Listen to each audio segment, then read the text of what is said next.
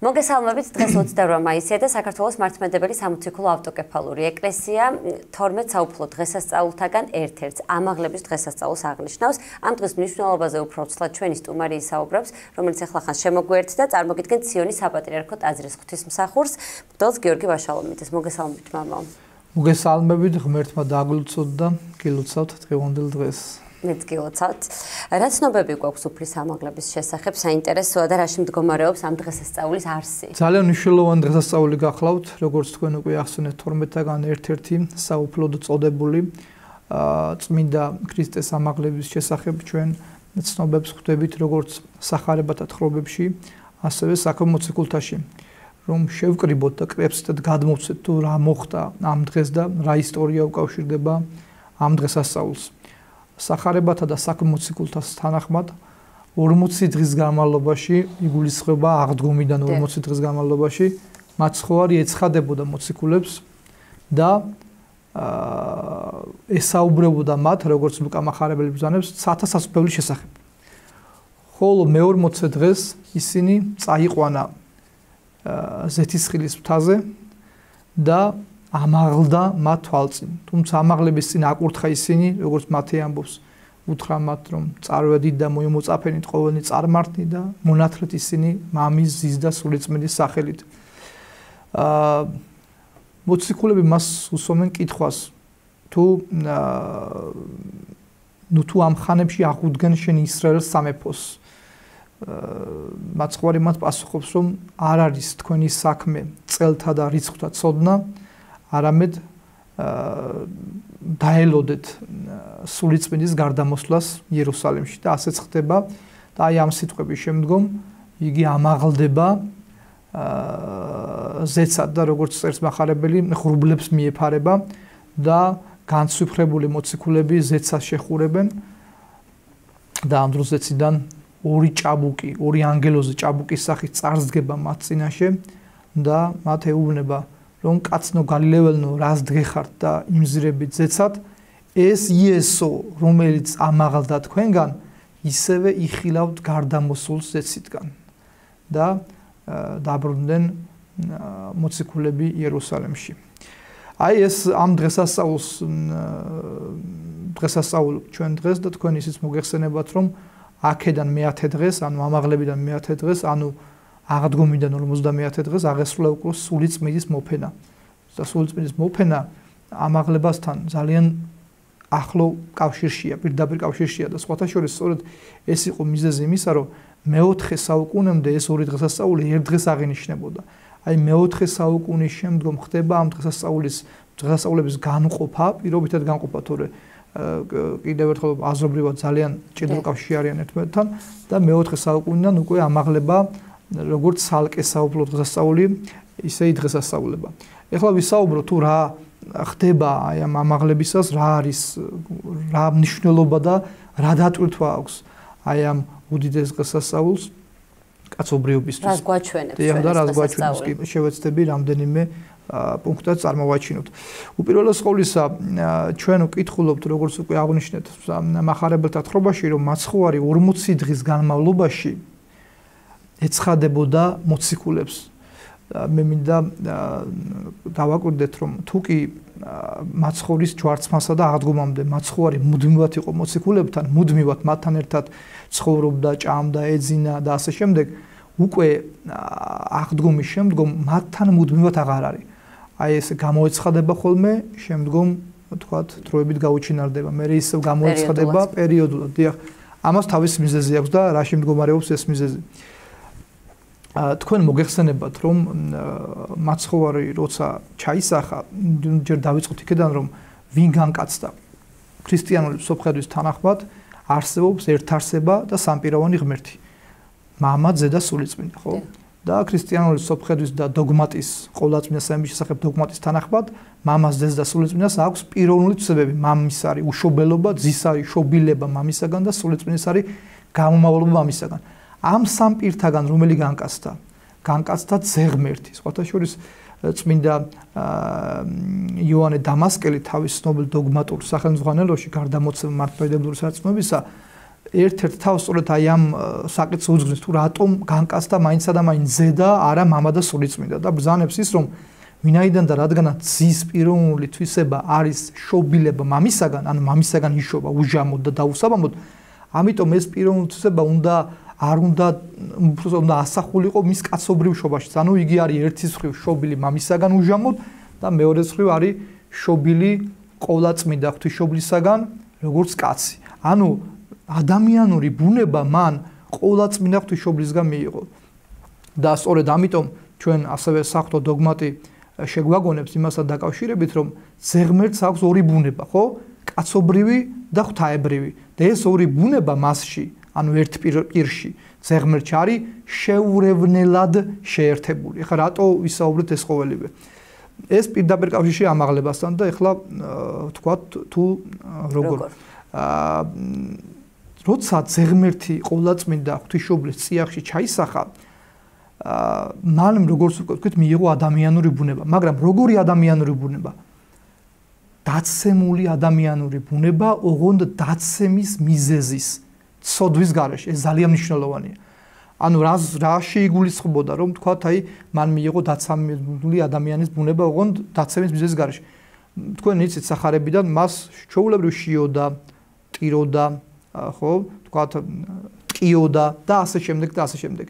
ეს ყოველივე ეს დიახ ეს ვნება კი ბატონო და ვნება ტკივილ გამცდელი იყო არა მაცხოვრის სხეული ჯვარზე ის მან საშინელი ტკივილი განიცადა და ეს ყოველივე ეს ტკივილი გამცდელობა და თუნდაც აი ეს ნაკვლევანება სხეულისა ადამიანის დაცემის შემდგომ დროინდელი მოვლენაა. ადამსა და ევას ეს თვისებები არ ქონდათ სანამ ისინი არ დაეცნენ ცოდვით. მაცხოვარმაც ასეთი ბუნება მიიღო.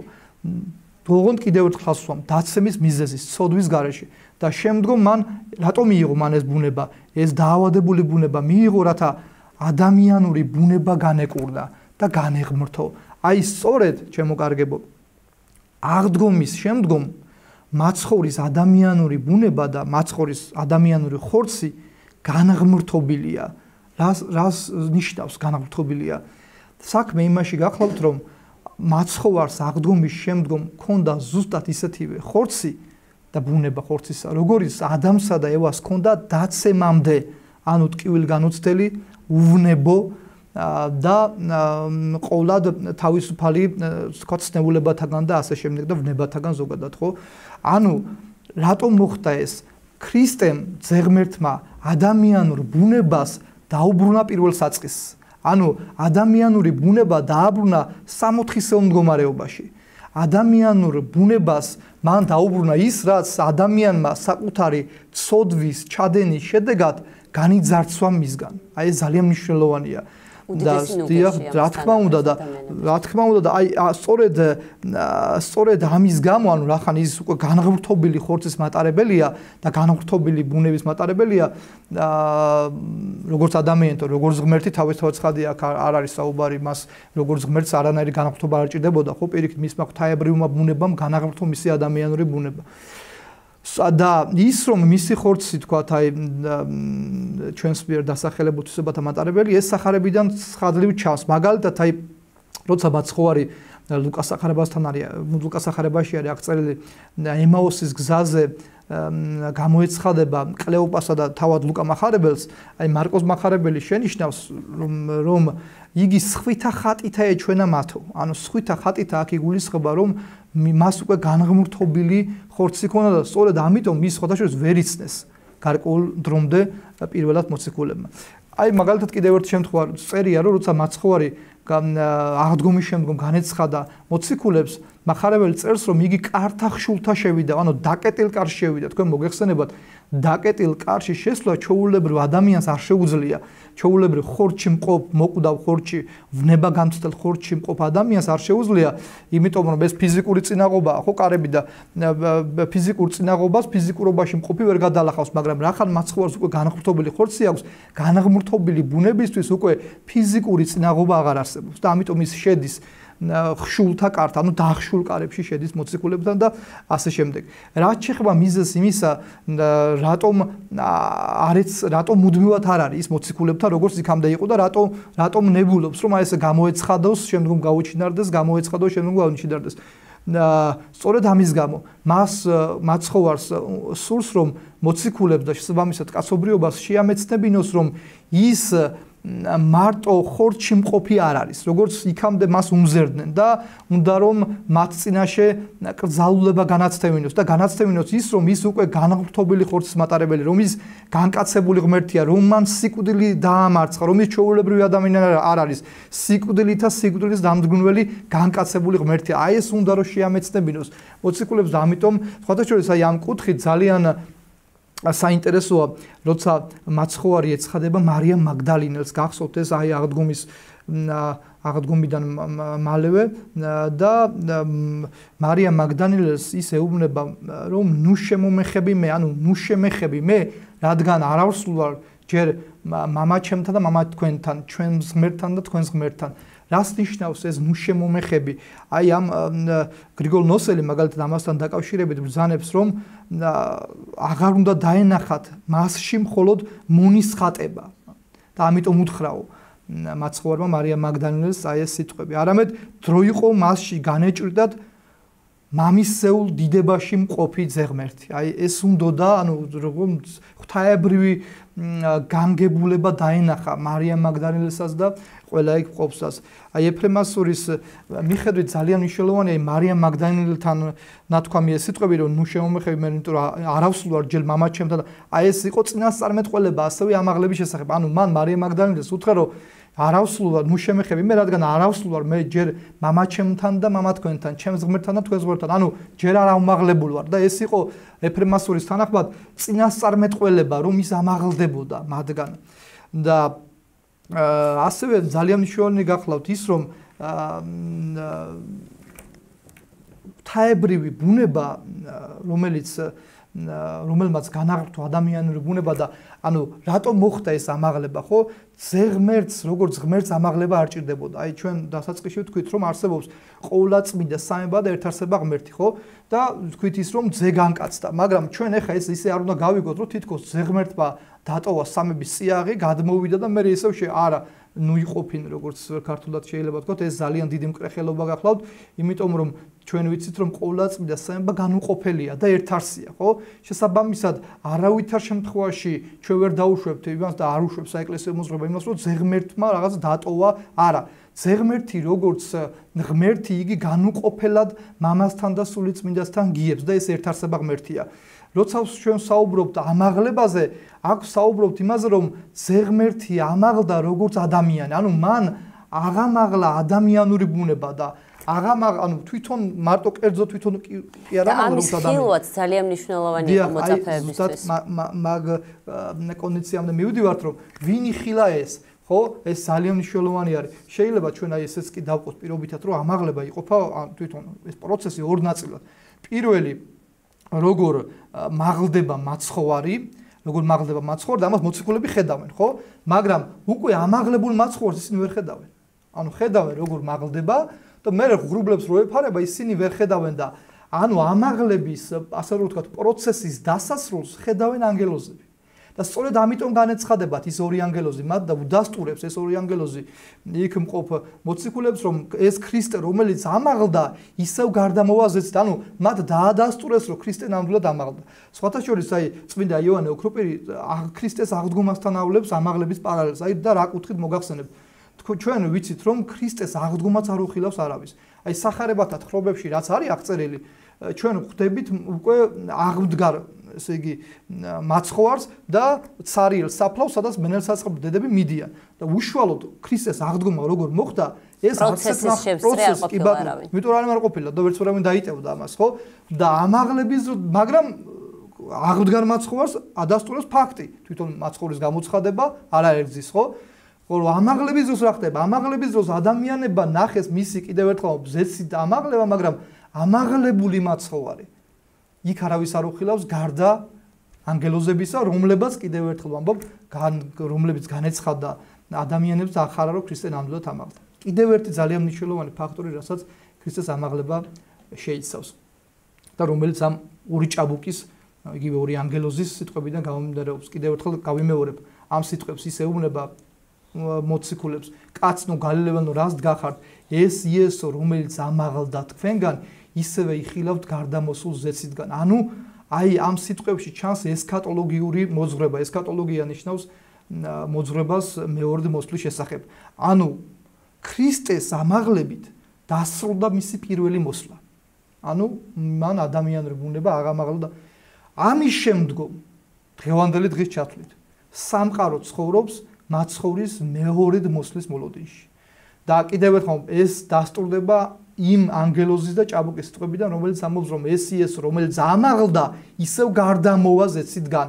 ანუ სამყარო ამის შემდგომ არის მოლოდინში ქრისტეს მეორედ მოსვლისა. აი ამაღლება ეს არის შეიძლება ითქვას შეერთება ზედისა და მიწისა, ესეც კი ყოფენ. ანუ რატომ განკაცდა ღმერთის განკაცების შედეგი ძალიან კარგად ჩანს ამაღლებაში და რა არის ეს რომ ღმერთი ისთვის განკაცდა. ღმერთს ხო თვისობრივად მას განკაცება არ ჭირდებოდა. ადამიანი რო არ დაცემულიყო თავისთავად ცხადია, ზეღმერთი არ განკაცდებოდა, იმიტომ რომ ამის საჭიროება არ იქნებოდა. ზეღმერთი განკაცდა ერთადერთი მიზეზით და მიზნით, რათა ადამიანი განიღმრთოს. ვიმეორებ, ზეღმერთი განკაცდა, რათა ადამიანი განიღმრთოს, რომ ანუ ადამიანს დაუბრუნდეს ღმერთობა. ღმერთობას როცა ვამბობ, ჩვენ გულისხმობთ, რომ მადლით ღმერთობა, იოან დამასკელი ამასაც ამბობს, რომ ბუნებით ღმერთი ერთია, მაგრამ მადლით ღმერთი, ყველა წმინდანი მადლით ღმერთი. ანუ მადლით ღმერთობა ნიშნავს ღმრთივ შემოსილებას, ღმრთივ მადლ შემოსილებას და სხვათა შორის აი თქვენ გახსოვთ სამაში ძველახტვაში ჩვენ ვკითხულობთ, რომ ადამი და ევა შიშვლები იყვნენო და არც ხონოთ და აი გრიგოლ ნოსელი ამბობს, რომ ისინი ღვთის მადლით იყვნენ შემოსილებიო და ამიტომ ჰქონდათ ეს უბიწოება და ამიტომ არ წონოდა და როგორც კი ეს ღვთის მადლი განიძარცვეს, მაშინვე შეიმოსეს მათ ცოდვა და სწორედ აი ქრისტემ თავისი ამაღლებით ეს ღვთის მადლ შემოსილება დაუბრუნა ადამიანს. კიდევ ერთხელ ამბობ, აი მაცხოვარი ერთხელ ეუბნება მოციქულებს, რომ მე უნდა ავმაღლდე და თქვენს მოგიწევთ იქ, თანამედროვე ქართულად რა ვთქვათ. ანუ ქრისტემ ადამიანური ბუნება განაღმრთო, აღამაღლა და ამის შემდგომ ადამიანურ ბუნებას და ზოგადად ადამიანს მიეცა საშუალება ზეცად ასასვლელი. ანუ ზეცის კარიბჭე გახსნა. სხვათა შორის აი იკონოგრაფიაში ერთ-ერთი ასეთი ტიპი არსებობს იკონოგრაფიის ხაწერას, სადაც აი მაცხოვარი ესე ამაღლდება და ამაღლებული მაცხოვრის უკან არის გამოსახული კარიბჭე და ამ კარიბჭეს ანგელოზები ხსნიან. და აი ეს იკონოგრაფიული ტიპი ძალიან კარგად ასახავს აი ამ საღვთისმეტყველო გაგებას, რაც ჩვენ რომ ეს კარიბჭე სამოთხისა, რომელიც იქამდე დახშული იყო ადამიანისთვის, განაღო ქრისტემ თავისი ამაღლებით, თავისი თქვათ და სხვათა შორის ის კარიბჭე, როცა კარიბჭეზეა საუბარი, თქვენ გახსოვთ, იგივე სამაში წერია, რა ქვია, ხო ბიბლიაში, რომ ღმერთმა როცა ადამი და ევა გამოაძევა სამოთხიდან, სამოთხის კარი დახშოდა ქერუბიმი, ანუ ანგელოზთა ერთ-ერთი უმაღლესი რანგი, კი ბატონო, მოელვარე მახვილით იცავდა მას და ერთ-ერთ საკითხავში წერია, რომ აი ეს ქერუბიმი გახარებული იყო, რომ ჯერ განცვიფრებული იყო, ესე ძალიან საინტერესო, ანგელოზები განცვიფრებული იყვნენ, როცა იხილეს, რომ როგორ მოდიოდა ზეღმერთის ხორცით და ადამიანური ბუნებითაც. და ამ სიხარულ და კიდევ უფრო მეტად გახარებულნი იყვნენ, რომ მათ განუღეს დაცემულ ადამიანს ისევ ის დახშული სამოთხის კარი, რომელიც ღვთისბრძანებით ქერუბიმმა დახშო. მამა გიორგი, ამაღლების დღესასწაულს რაც შეეხება, ერთი ზოგადად ამაღლების პროცესი. ჩვენ ვიცით, აი ქრისტიანულ ისტორიაში მაგალითად ამაღლების კიდევ ერთი მომენტი გვაქვს, ასე რომ ვთქვათ, როდესაც ელია წინასწარმეტყველი ცეცხლოვანი ეტლით ამაღლდება ცაში. პარალელი რომ გავავლოთ და გავმიჯნოთ ერთმანეთისაგან ეს ორი ამაღლების პროცესი, რა არის მასში განსხვავებული? ძალიან საინტერესო კითხვა არის, სხვათა შორის, იმიტომ რომ სხვათა შორის აი არა მარტო ელიას ჩვენ ენუქის ამაღლებასაც ხვდებით ძველი აღთქმის ეპოქაში და თქვენ სწორი ბრძანეთ ეს საღვთისმეტყველო საკითხავებში და ეგზეგეტიკაში ცალსახად არის ჩამოყალიბებული აზრი ამის შესახებ, რომ მათი ასე ვთქვათ ამაღლება არ იყო ზეცად, ეს იყო ანუ გულისხმობ ელიას და ენუქს, ეს იყო გარკვეული აუხსნელი მოვლენა არის, ფაქტია რომ ისინი დედამიწაზე არ ყოფობენ, მაგრამ ისიც ფაქტია რომ ძველ აღთქმაში ისინი სასუფეველში ვერ შევიდოდნენ, ხო, იმიტომ რომ სასუფეველის კარი დახშული იყო რა და შესაბამისად ხოლო რაც შეეხდა მათი ასე ვთქვათ მათ ზეცად ამაღლებას ჩვენ ამაღლებას ტრადიციული ასე ვთქვათ გაგებით ვერ ვუწოდებთ იმ კუთხით რომ მათი ამაღლება არ ნიშნავს იმას რომ ისინი სასწავლებლში შევიდნენ ძველი აღთქმის პერიოდში და რაც შეეხება მაცხოვრის ამაღლებას მაცხოვარმა საკუთარ როგორც უკვე თქვით საკუთარი ღვთაებრივი განგებულებით აღამაღლა ადამიანური ბუნება ანუ ამაღლდა იგი როგორც ზეღმერთი და ზეკაცისა თუმცა როგორც ზეღმერთის არ ამაღლებულა ჩვენ ვთქვით ხო როგორც ზეღმერთის ყოვლადწმინდა სამების წიაღში გამოყოფილა და ერთარსებად და არ დაუტოვები ერთ საერთოდ ხო როგორც კაცი მაგრამ მეორეს ხო ჩვენიც უნდა ვიცოდეთ რომ ერთის მხრივ ზეღმერთში არის ორი ბუნება ხო როგორც უკვე აღნიშნეთ ადამიანური და ღვთაებრივი ბუნება და კიდევ ერთხელ ამბობ რითი სხვაობს ქრისტეს ამაღლება თქვათ ელიასა და ენოქის ამაღლებიდან ქრისტემ საკუთარი ამაღლებით განაღმრთვა ადამიანი ბუნება და გახსნა ზეცის კარიბჭე რაც რა თქმა უნდა არ არის ელიასა სხვათა და ერთი მომენტი კიდე რაც ძალიან საინტერესოა ჩვენ ვკითხულობთ მარკოს მახარებელთან რომ როცა ზეღმერთი ამაღლდა დაჯდა მარჯვენით მამისა ეს ძალიან მნიშვნელოვანია გახლავთ ანუ ზეღმერთი რომელიც ამაღლდება და ჯდება მარჯვენით მამისა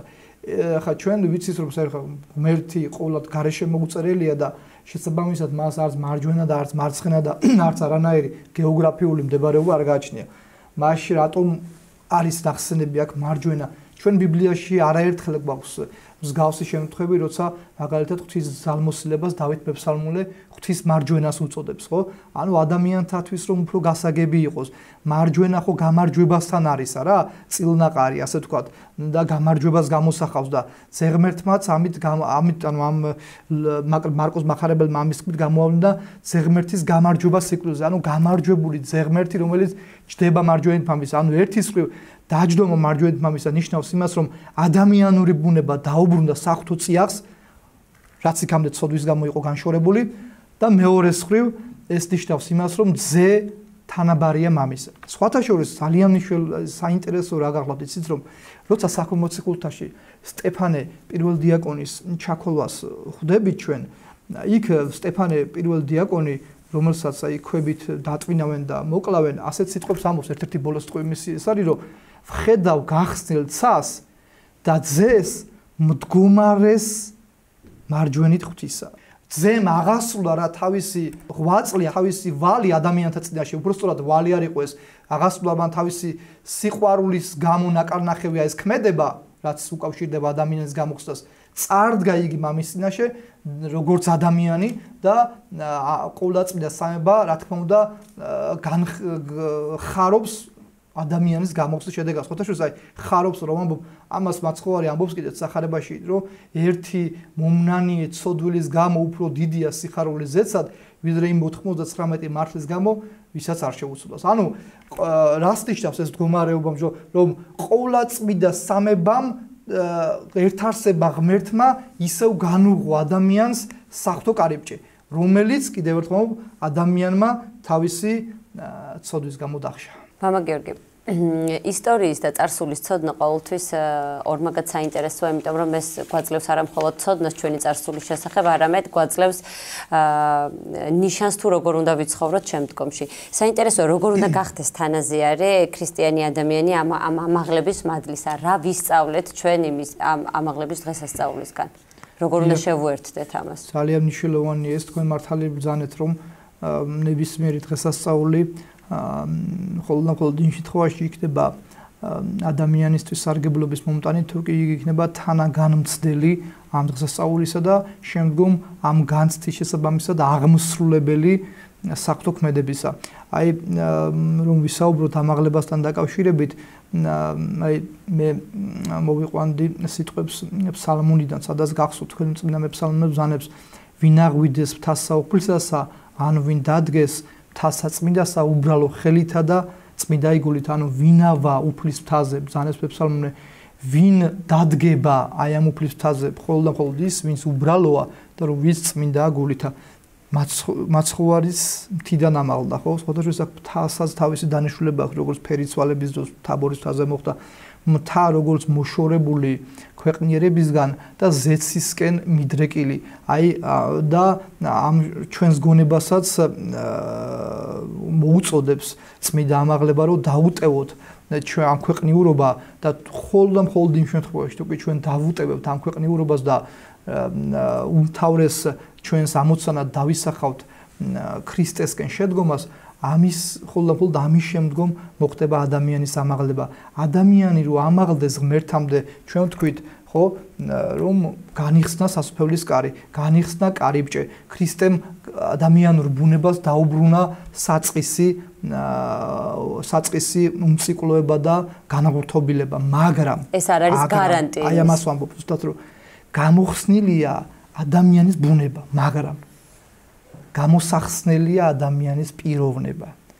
ადამიანის პიროვნების გამოხსნა ერთადერთი დამყარებულია ისევ იმ ადამიანს. ანუ რას გულისხმობ? კი გაიხსნა სასუფეველის კარები, მაგრამ სამწუხაროდ ამის შემდგომაც უამრავი ადამიანი და სამწუხაროდ კიდევ უფრო ბევრი ვიდრე ვთქვათ ცხონებული მიდის ისევ ჯოჯოხეთში, არა? სამწუხაროდ ასეა, რომ ანუ ბუნება კი გამოიხსნა, მაგრამ პიროვნების გამოხსნა ჩემს არჩევანზეა დამოკიდებული. მე კი ღმერთმა გამიხსნა სასუფეველის კარი, მაგრამ ნუ შიგნით ძალით რა თქმა უნდა ვერ და არ შემიყვანს, ხო? მან ანუ ქრისტიანობის არსი რა არის, რომ აი ადამიანო შენ დაეცი. შენ ცოდვით მე დაგასახლე 64-ში. შენ ცოდვით დაეცი. გაპატიე. მე შენ შეგინდე ეს ყველაფერი და შენთვის განკაცდი. შენგან მივიღე წარმოიდგინე შენთვის გამკაცდი და შენი სიყვარულისთვის გამკაცდი და შენგანვე მივიღე სიკვდილი ჯვარცმა და მიუხედავად ამისა შენ მე მაინც შეგიყვარე გამოგიხსენი და აუმაღლდი შენთვის აი შენთვის ყველაფერი გავაკეთე და ის დახშული კარი რომელიც შენ დაკეტე ადამიანო ისევ გავხსენი მაგრამ თუ კი შენ გინდა ამ გახსნილ სასუფეველში შემოსვლა კეთილინები როგორც შენი ფეხი დატოვე 64 შენივე ფეხი დაბრუნდი უკან შენივე ფეხი დაბრუნება უკანში ნიშნავს იმას რომ ჩვენი ქმედებით უნდა დავადასტუროთ რომ ღირსნი ვართ ღვთის მსხვერპლისა აი ღირსნი ვართ იმისა რომ ის რაც ღმერთმა ჩვენთვის გაიღო რომ ჩვენ ამ ყველაფერს ვირგებთ ამ შემთხვევაში ღმერთი რას ითხოვს ჩვენგან ერთადერთ რამეს რომ ჩვენი განწმენდილობით მივეახლოთ მას აი მე არ შემთხვევით არ მოვიყვანე ბეფსალმონის სიტყვები რომელიც პირდაპირ ამბობს ხო